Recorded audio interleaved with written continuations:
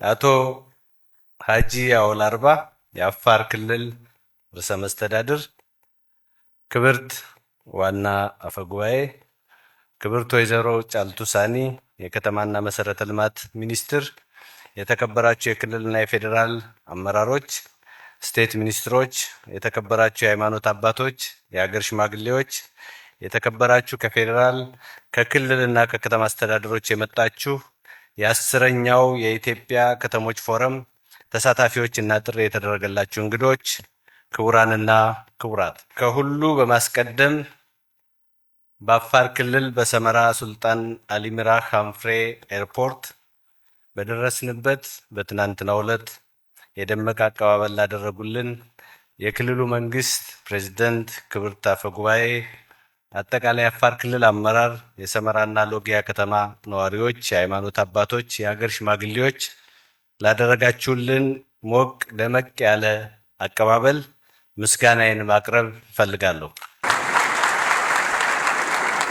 አፋር በተለምዶ የምድር ድሮኖች እንላቸዋለን።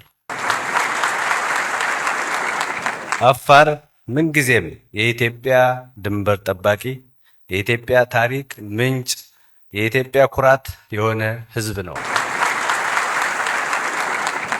ከተሞች የስልጣኔ ማዕከላት በመሆናቸው የኢትዮጵያን ስልጣኔ ከከተሞች ስልጣኔ ለይቶ ማየት አይቻልም። የመደመር መንግስት ከተሞችን የሚመለከተው የብልጽግና ማሳያዎችና የብልጽግና ማዕከላት አድርጎ ነው። በብልጽግና ማሳያነታቸው በከተሞች የምናካሄደው ፖለቲካዊ፣ ማህበራዊና ኢኮኖሚያዊ የብልጽግና ስራ ወደ አነስተኛ መንደሮችና ወደ ገጠር አካባቢዎች ለማስፋፋት እንዲችል እንደ ሰርቶ ማሳያ ያገለግላሉ። በሌላ በኩል ደግሞ እነርሱ ራሳቸው የብልጽግና ማዕከላት በመሆን የብዝሃ ዘርፍ ኢንዱስትሪ ማበቢያ ቦታዎች ይደረጋሉ። ኢትዮጵያ በኢንዱስትሪ በኩል ወደ ብልጽግና የምታደርገውን ጉዞ ቀንበሩን ከሚሸከሙ ተቋሞቻችን አንዱና ዋነኞቹ ከተሞቻችን ናቸው። ለዚህ ደግሞ ግልጽ ራዕይ፣ ግልጽ እሳቤና ግልጽ ስትራቴጂ አለን። በሀገራችን ዋና ከተማ በአዲስ አበባ የተጀመረው ከተሞችን ለብልጽግና ጉዞ የማመቻቸት እንቅስቃሴ ዛሬ ወደ አነስተኛ የገጠር ከተሞች እየደረሰ ነው። የገጠር ኮሪደር ዋና ዓላማውም ገጠሩን በአስተዳደር በመሰረተ ልማትና በክትመት ስርዓት በማስተሳሰር ወደ ከተማነት ማሳደግ ነው። የዘንድሮ 10ኛው የኢትዮጵያ ከተሞች ፎረም የከተሞች እድገት ለኢትዮጵያ ልህቀት በሚል መሪ ቃል አክብረነዋል።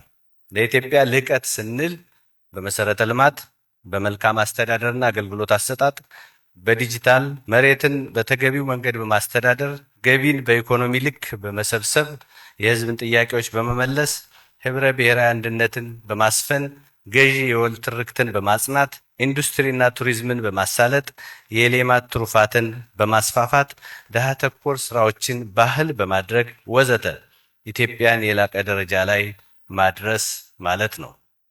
ይህንን ትወጣላችሁ ብዬ አስባለሁ። ክቡራትና ክቡራን፣ 10ኛውን የከተሞች ፎረም ስናጠናቅቅ በከተሞቻችን ትኩረት ልናደርግባቸው የሚገቡ 4 ነገሮችን ማንሳት የግድ ይለኛል። የመጀመሪያው በከተሞች እያጋጠመን ያለውን የመኖሪያ ቤት እጥረት ማቃለል ነው። ይህንን ችግር ለማቃለል የሚያስችሉና የተለያዩ አማራጮችን የያዙ ፕሮግራሞችን ነድፈን በሁሉም ከተሞቻችን የተለያዩ የቤት ፕሮግራሞች እየተከናወኑ ይገኛሉ። የቤት ልማት መርሃ ግብሩ በአነስተኛ የኑሮ ደረጃ ላይ ያሉ የከተማ ነዋሪዎችን ጭምር የቤት ባለቤት ወይም ደግሞ በአነስተኛ ዋጋ የቤት ተከራይ ሊያደርግ የሚችል መሆን አለበት። ይህንን ፕሮግራም የከተማ አመራሮች ቀን ተሌት በመከታተልና የሚያጋጥሙንን ችግሮች በመፍታት ማሳካት ይገባቸዋል። ሁለተኛው የጽዳትና አረንጓዴ ልማት ጉዳይ ነው። ከተሞችን ከጽዳትና አረንጓዴ ልማት ውጭ ማሰብ ፀሐይን ከሙቀትና ከብርሃን ውጭ እንደማሰብ ይቆጠራል። የከተማው ህዝብ ጽዳትን ባህሉ እንዲያደርግ መስራት ይገባናል። የደረቅና የፈሳሽ ቆሻሻ አወጋገድ ስርዓት እንዲኖረውና መልሶ መጠቀምን ግምት ውስጥ ያስገባ ፕሮጀክት መንደፍ ይጠበቃል። ህፃናት ከልጅነታቸው ጀምሮ ጽዳትና ዛፍ መትከል የህይወታቸው አንድ አካል አድርገው ማደግ ይገባቸዋል።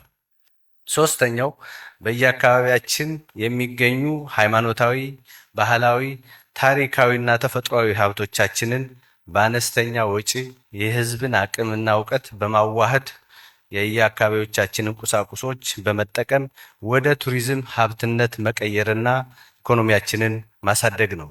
አራተኛው ወጣቶቻችን በቴክኒክና ሙያ ትምህርት ቤት ገብተው እንዲማሩ የ5 ሚሊዮን ኮደር አይነት ፕሮግራሞችን እንዲያጠናቅቁ በማድረግ መካከለኛ ባለሙያዎችን በብዛት የመፍጠር ስራችንን ማቀላጠፍ ነው። በአጠቃላይ ከተሞቻችን የብልጽግና ተምሳሌቶችና ማዕከላት እንዲሆኑ በሚያደርጉ ተግባራት ላይ ትኩረት እናድርግ። በ11ኛው ፎረም ስንገናኝ በዚህ ረገድ የተጓዝነውን ርቀት እንገመግማለን። በመጨረሻም ረጅም ጉዞ በማድረግ በዚህ ዝግጅት የተሳተፋችሁና ለዝግጅቱ ድምቀት ስኬታማነት የሚጠበቅባችሁ ሚና በሚገባ ለተወጣችሁ ክልሎችና የከተማ አስተዳደሮች የአክብሮት ምስጋናዬን በፌዴራል መንግስትና በራሴ ስም ለማቅረብ እፈልጋለሁ። በአፋር ትጉሃን ክንዶች በረሃዎች ወደ ምድረገነት እየተቀየሩ መሆኑን አይተናል።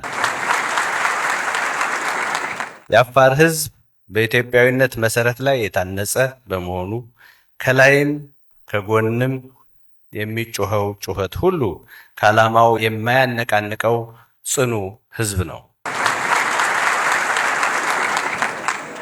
እዚህ ሁላችንም ወደ ሉሲ ቦታ ስንመጣ፣ ወደ ሉሲ ምድር ስንረግጥ ወደ አያቶቻችን መንደር እንደመጣን እንቆጥረዋለን።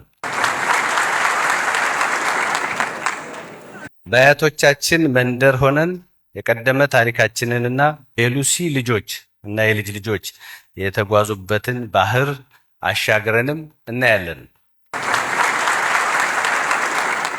ስንመለከት ወደፊት አያሌ የብልጽግና ከተሞች በዚህ ስፍራ እንደሚያብቡም ተስፋችን እጅግ ትልቅ ነው። 10ኛውን የከተሞች ፎረም የምናጠናቅቀውም በዚህ ከፍተኛ የሚጨበጥ ተስፋ ውስጥ ሆነን ነው። አመሰግናለሁ።